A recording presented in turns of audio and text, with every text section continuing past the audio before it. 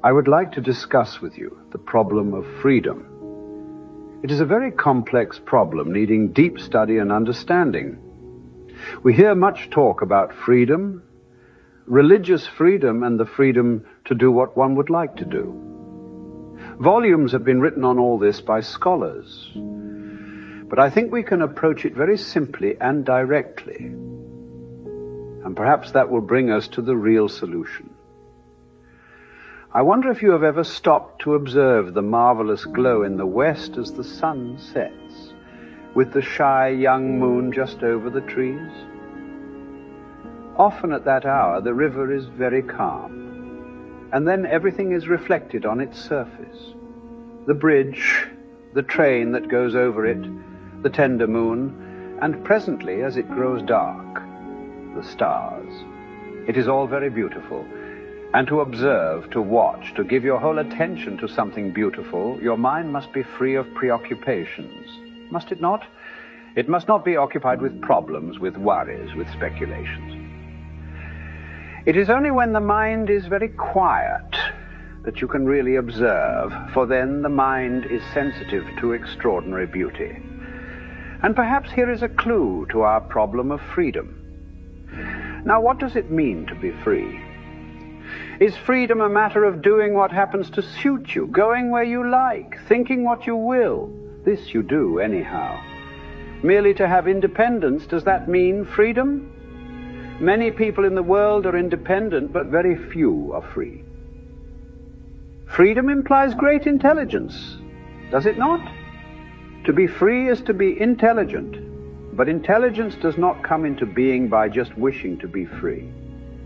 It comes into being only when you begin to understand your whole environment, the social, religious, parental, and traditional influences that are continually closing in on you.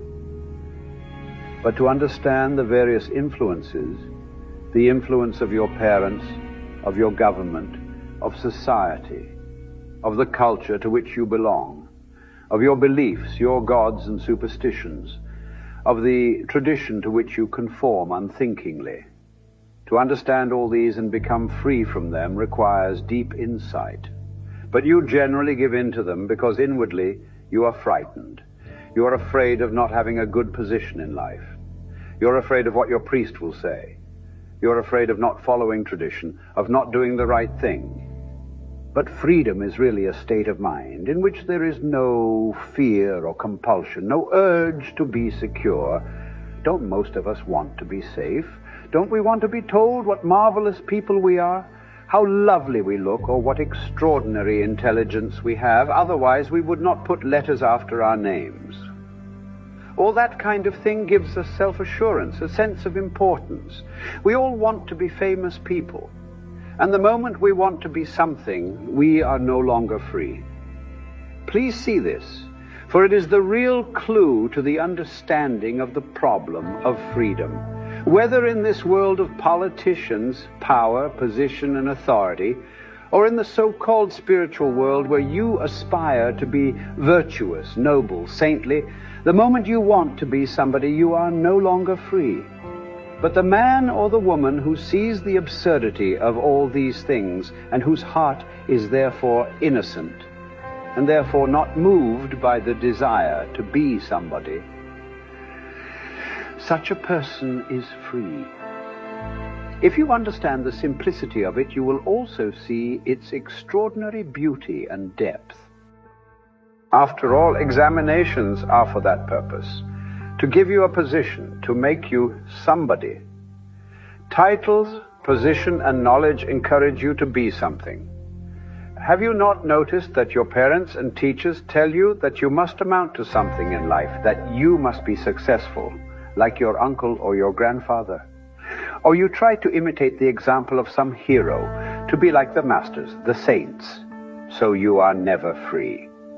Whether you follow the example of a master, a saint, a teacher, a relative, or stick to a particular tradition, it all implies a demand on your part to be something. And it is only when you really understand this fact that there is freedom. The function of education, then, is to help you from childhood not to imitate anybody, but to be yourself all the time. And this is a most difficult thing to do, whether you are ugly or beautiful, whether you are envious or jealous, always to be what you are, but understand it. To be yourself is very difficult because you think that what you are is ignoble, and that if you could only change what you are into something noble, it would be marvelous, but that never happens. Whereas if you look at what you actually are and understand it, then in that very understanding there is a transformation.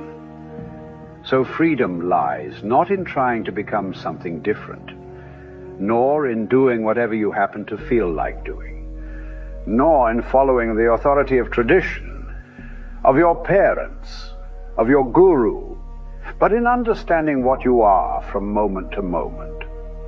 You see, you are not educated for this. Your education encourages you to become something or other, but that is not the understanding of yourself.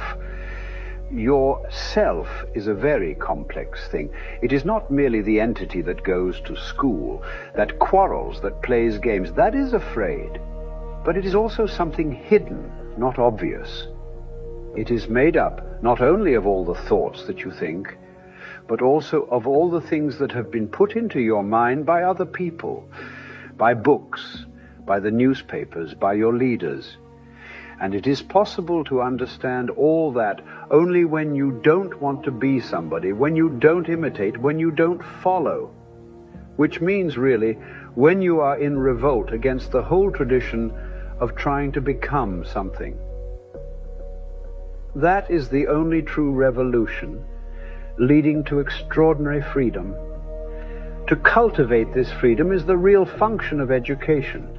Your parents, your teachers, and your own desires want you to be identified with something or other in order to be happy, secure. But to be intelligent, must you not break through all the influences that enslave and crush you. The hope of a new world is in those of you who begin to see what is false and revolt against it. Not just verbally, but actually. And that is why you should seek the right kind of education. For it is only when you grow in freedom that you can create a new world not based on tradition or shaped according to the idiosyncrasy of some philosopher or idealist. But there can be no freedom as long as you are merely trying to become somebody or imitate a noble example.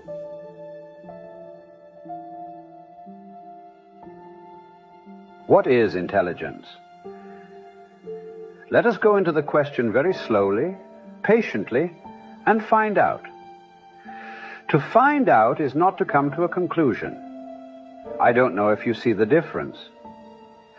The moment you come to a conclusion as to what intelligence is, you cease to be intelligent. That is what most of the older people have done. They have come to conclusions.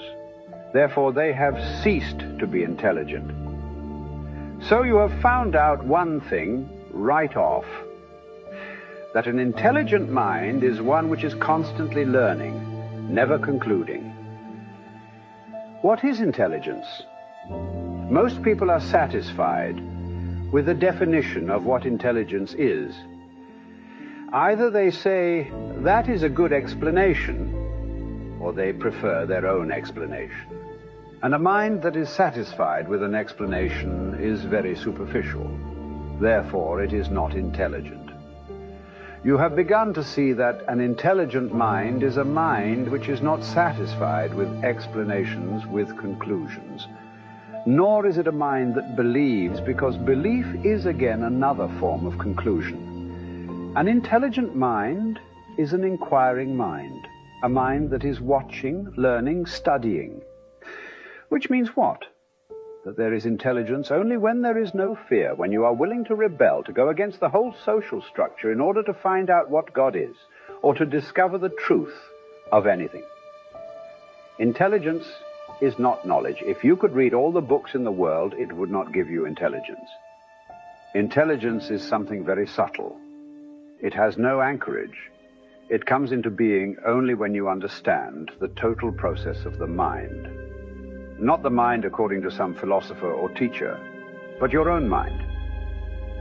Your mind is the result of all humanity. And when you understand it, You don't have to study a single book, because the mind contains the whole knowledge of the past. So intelligence comes into being with the understanding of yourself. And you can understand yourself only in relation to the world of people, things, and ideas. Intelligence is not something that you can acquire like learning. It arises with great revolt, that is, when there is no fear, which means really when there is a sense of love. For when there is no fear, there is love. If you're only interested in explanations, I am afraid you will feel that I have not answered your question. To ask what is intelligence is like asking what is life. Life is study, play, sex, work, quarrel, envy, ambition, love, beauty, truth. Life is everything, is it not? But you see, most of us have not the patience earnestly and consistently to pursue this inquiry.